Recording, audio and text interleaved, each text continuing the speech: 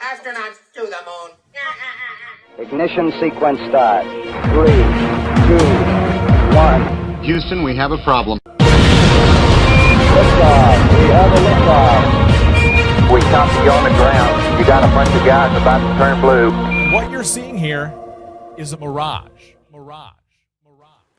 What's going on, everyone? It's Jeranism, back with another video for you today. A short one. To start, you may have seen this week that Trump, like so many presidents before him, has decided to throw more money away by giving it to NASA. And you can make up your own minds, but NASA is nothing more than a fraud organization who lies to the American public and its employees, including engineers and scientists, as well as pretty much corrupting the minds of the entire world.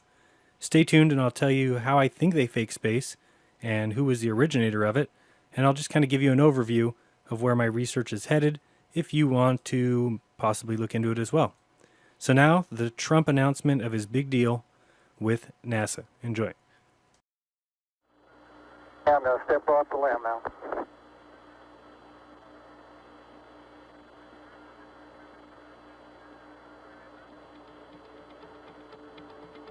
That's one small step for man, one giant leap for mankind.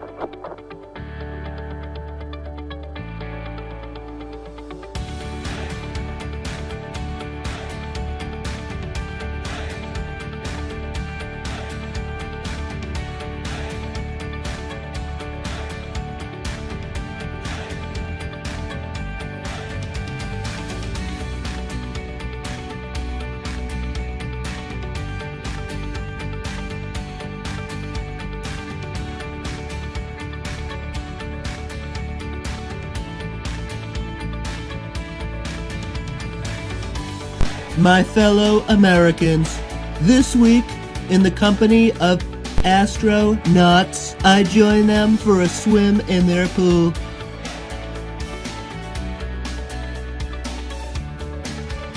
It's huge. They showed me how they have deceived the world for almost 60 years, pretending to be in space when really their rockets go nowhere. Though it looks easy to fake satellites, spacewalks, Mars rovers, and the ISS live, it's not cheap. I authorized billions so you can continue to believe in space. You're welcome.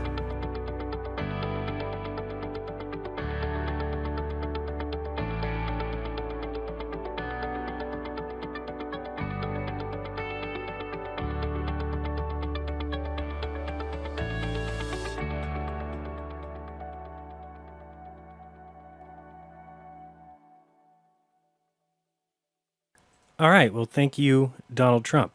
So at the end of this video, you can click the video link if you want to watch the interview that I did a few days ago with Cindy Holland. She was a former NASA employee who worked at Edwards Air Force Base, who just had some interesting things to say about her employment. And now I've seen some comments and even some videos saying that either I'm lying or Cindy's lying. People are just not really using their heads. What would be the motive for either Cindy or I to lie during that interview? I simply saw an article on the web that mentioned her and got in contact with her and asked her to come on my show and talk about it. So I've actually seen people making videos saying, this video doesn't prove anything, which is exactly right. It doesn't prove anything. Nobody claimed that it did. But what it does prove is that somebody who worked at NASA for 14 years is able to now see maybe there's some lies involved and has become a flat earther. That is pretty significant if you ask me. So besides that, you're absolutely right. Everything she said was what is called hearsay. It is not admissible. It's not proof of anything. Now, after Cindy saw some of the comments I'm talking about and some of the other videos, she did send me a few documents and photographs proving her employment there. And if you go to that video that's linked at the end of this and go to the first comment, the link is there. You can head over to a Google Slides presentation that shows all the documents that she sent me. So one interesting thing is that maybe this is causing other former NASA employees to speak out. I don't know. I found these 4 interviews with former NASA employees on a site called Clickhole. So I'll let you watch those, and then I'll talk to you right after they're done. For 12 years at NASA, my job was to crouch near the airlock on shuttle missions to keep astronauts from wandering out into space. Most of the time I was able to scare them off with a few squirts of vinegar, but there were always a handful of astronauts who got past me. They'd run out into space and they'd die, and then once they were dead, I would go into their rooms and eat all of their extra space meals. I ended up gaining over 100 pounds from all the dead astronaut space snacks that I ate, and that was problematic because the flaps of fat that developed on my chest would drift upwards in zero gravity and suffocate my face. This was ultimately why I had to retire. In the early years of the space program, all we wanted to do was hurl apes into space. That was NASA's only objective, to send the apes to outer space and watch them explode. President Eisenhower would call us on the phone and say, "I've got a whole bus full of juicy apes coming your way. America's counting on you eggheads to send those bastards screaming into the cosmos till they pop." I remember this one time, we received a shipment of 60 of the plumpest, juiciest apes we'd ever seen. Our orders were to throw them up into the sky and have them explode into a magnificent cloud of guts for the American people to marvel at from their driveways. And I remember as I was taping the apes to the outside of the rocket, one of them looked at me with these big, sad, doe eyes that just broke my heart. And I started questioning, am I doing the right thing? But then this wicked look came over his face, and he said to me, "Keep Austin weird."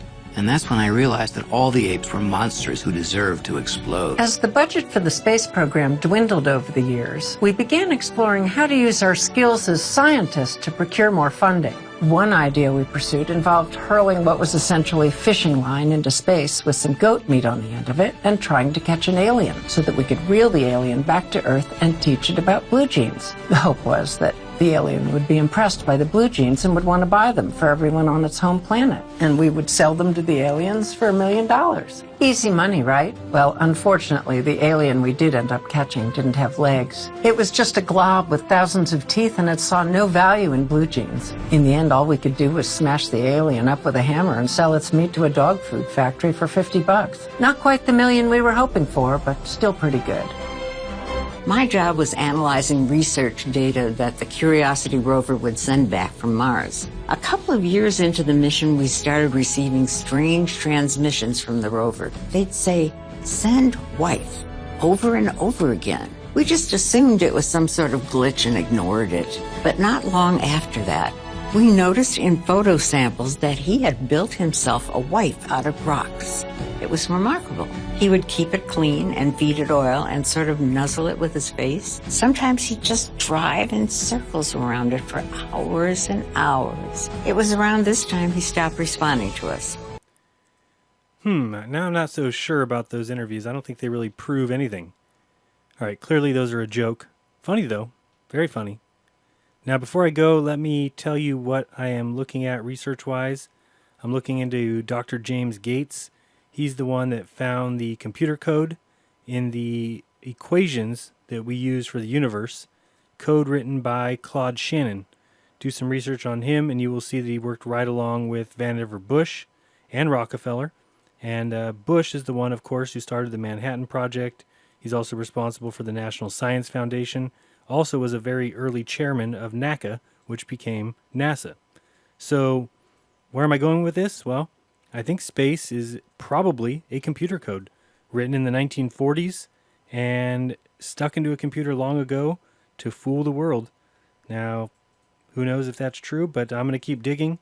So it's either the universe that NASA has been hiding from us is nothing more than computer code put into a computer in the 1940s, or if that's not the case, then it looks like the creator and all of us involved are all a simulation that has been programmed into a computer at an undetermined time in the past.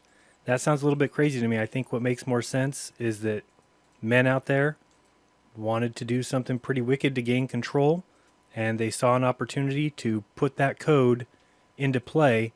And because NASA's the only one that goes up there and can investigate these claims, well, they'll forever be right until somebody can get up there and measure how big is Saturn, how far away is the sun. But as long as we're depending on NASA, we can keep expecting their facts and figures to be held up as the reality that we're stuck with for now. But I'm going to keep digging. Join me if you want. But be kind to each other. Don't lie to each other. And open your mind, because there's truth inside. Till next time, this has been Jeranism.